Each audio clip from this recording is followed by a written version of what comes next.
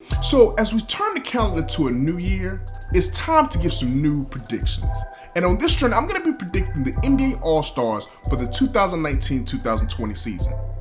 Listen, it's going to be a lot of new faces. You got to remember, guys like Stephen Curry, Klay Thompson, in the West, even in the East with Kevin Durant and Kyrie Irving, these guys are out injured.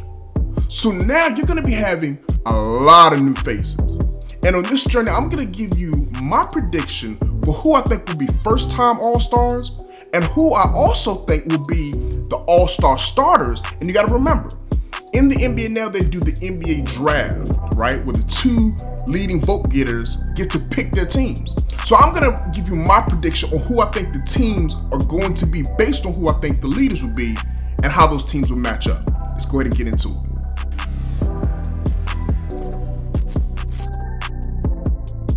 Welcome back to Journey of a Ballaholic, the best talk show for basketball addicts. I'm your host, General Hannibal X. Now in this episode, we're going to be discussing the 2019-2020 All-Stars. Once again, there's a lot of names that typically are perennial All-Stars, just not going to be here. So let's go ahead and start off with the obvious, right? The starters from the East and the starters from the West. These are going to be the team, or the 10 players, that the fans, the media, as well as the players get to vote on. Now, we got to keep in mind, some of the names that came back on those first ballot returns, some of those names were just idiotic. You know, no offense, but Taco Fall, Alex Caruso, Dwight Howard, these guys are not going to make the All-Star team. But the top 5 guys from the East and the West, remember how the format goes. You've got 2 guards and 3 forwards. They've done away with the center position. So my starters for the West should be no surprise here. I'm going to have Luka Doncic and James Harden in the backcourt. I think that LeBron James, Anthony Davis, and Kawhi Leonard will be the starters for the West. For the East, it's a little bit more of a question mark. The front court, no question. Joel Embiid, Giannis Antetokounmpo, Pascal Siakam. But the backcourt is a little tricky.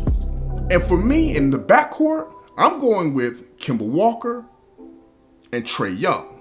Now, I know that's going to be a little bit of a surprise with Trae Young, especially with Atlanta Hawks having the worst record in the East, to be honest. But this man is balling.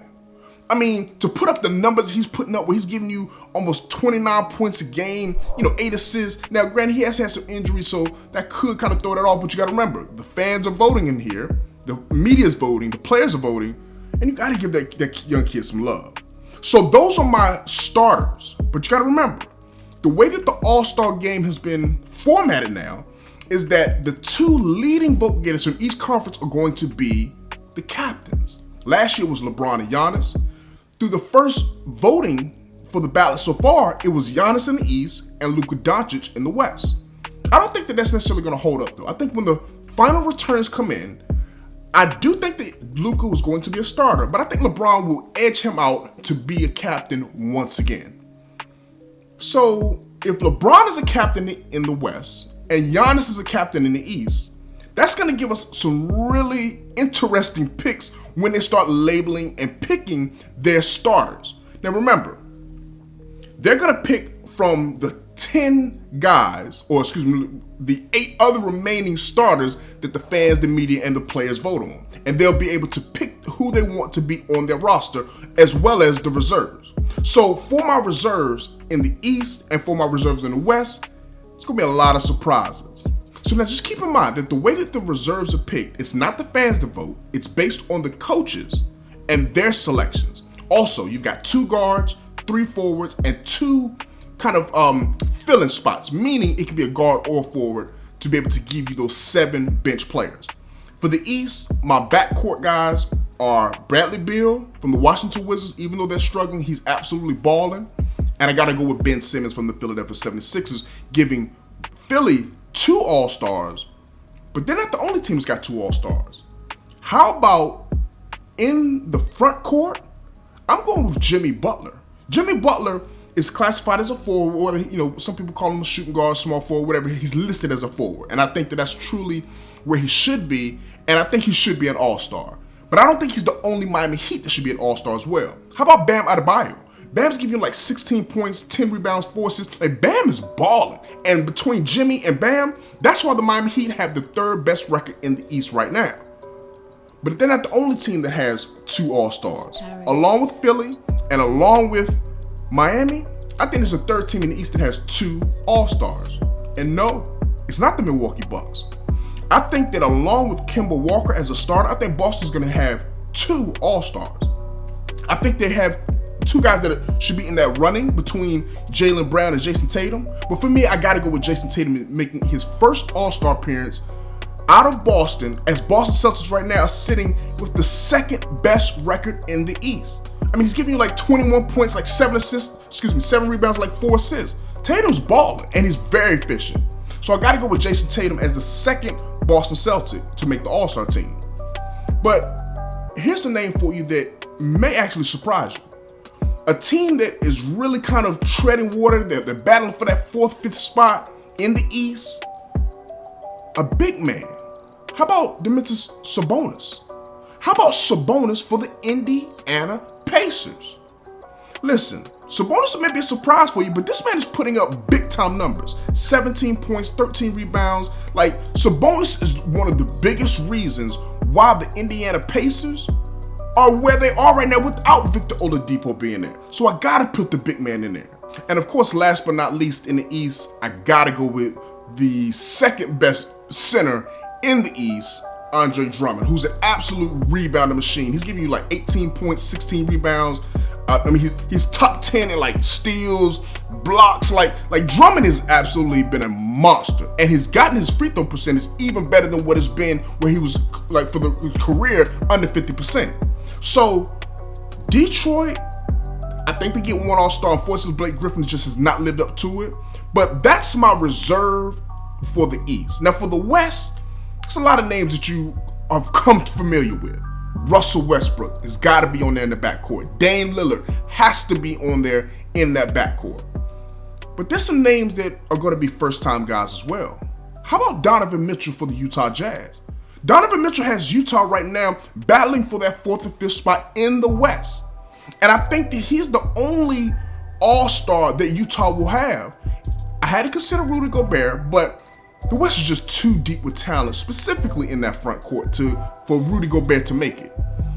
Now, here's some other names that really shouldn't be a surprise. And one of the reasons why Rudy Gobert didn't make it for me, what about Joker? What about Jokic? I mean, Denver Nuggets right now have the 2nd best record in the West. I had to put the Joker in there. Now, granted, like I said, you got to remember, there's no center position, so it's just forwards. And that's where he has to be classified. Along with Joker, I got to give the Clippers a 2nd guy in there. Paul George, I mean, even though he missed the first 11 games, Paul George has still been putting up all-star caliber numbers. He's still one of the best 2-way players in the game. So I had to throw Paul George in there as well. Now, think about that. If you've got Russ, if you've got Lillard, Donovan Mitchell, if you've got Joker and Paul George, that only leaves 2 spots in the West. And there's a lot of talent out there. What about Karl Towns? He has to be an all-star. The numbers he's putting up, like Towns is putting up superstar caliber numbers. He's just on a team that's just not winning. Like, I would love and can't wait for the day that Karl Towns is able to get out of Minnesota. It reminds me of Kevin Garnett. Like, so much talent on a team that just doesn't know how to build around elite big men. But I got to put him on the all-star team. And for the last and probably the most surprising pick as a first-time all-star, how about the young boy down in New Orleans? No, not Zion. Brandon Ingram out of Duke University. In his 4th season, he should be one of the top leading candidates for most improved player of the year. But the guy's giving you 25 points, 7 rebounds, 4. Like, Brandon Ingram's balling, and he's efficient from the field and from the 3.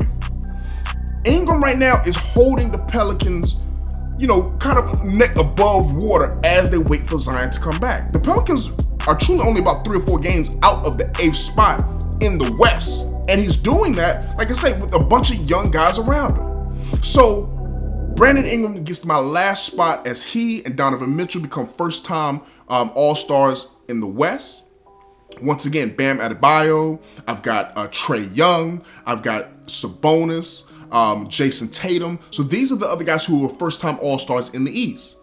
The Rockets, the Lakers, and the Clippers have multiple All-Stars in the West, just like the Sixers, the Celtics, and the Miami Heat have multiple All-Stars in the East.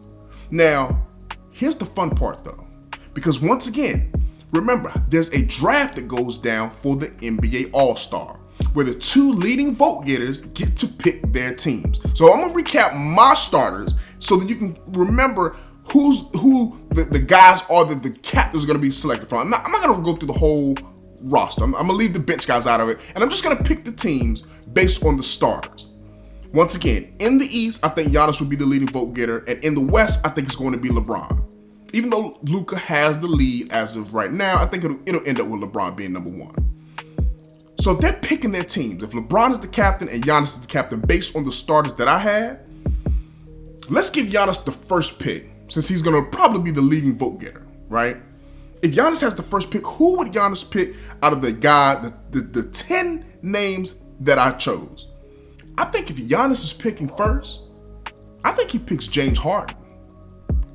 And if he picks James Harden first, LeBron, of course, has to pick his running mate, Anthony Davis, which would leave Giannis with the next pick, and I think he takes Luka Doncic. Could you imagine Giannis, Luka, and James Harden on the same team? So if LeBron picks Davis, his next selection, I think it'll probably be Joel Embiid. Now you got Embiid at the 5, Davis with LeBron, the big boys versus the do-it-all squad on the other side. And so if Giannis has the next pick, and he's already got Luka, he's already got, what's his name? James Harden. His next selection, let's give him Kawhi Leonard. Talk about a loaded two-way squad that can inside, outside. And so LeBron, his next selection, I think he would go somebody a little smaller. I think he would go with Trae Young, a shooter, bona fide shooter with Steph Curry type range. So now that leaves two guys. That leaves Siakam and that leaves Kemba Walker.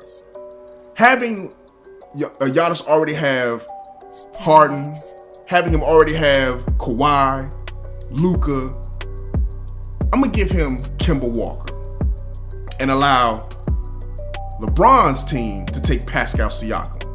So just to recap, my prediction for how the draft will go just on the starters will be Giannis as the number one guy for the East, selecting Luka Doncic, James Harden, Kawhi Leonard, and Kemba Walker. LeBron's squad selecting Anthony Davis, Joel Embiid, Trae Young, and who was the last one? And Pascal Siakam. That's who I think are going to be the 5 guys selected from the East and the West. But they don't even call it East and West. They would call it Team LeBron, Team Giannis. What do you think? What do you think about the first-time All-Stars that I gave you? What do you think about the teams that have multiple All-Stars? And what do you think about the captains as well as the squads that I picked? What squad would you be? Would it be Team LeBron, Team Giannis? Or do you even think that LeBron will get that captain spot? Do you think Luke will be able to hold him off? Let me know in the comment section what you think about the All-Stars for the 2019-2020. As always, I appreciate you for taking a look at this video. Please consider subscribing to the channel, hit that like button, and tap that notification bell so that you can stay updated with the journey of a Ballaholic.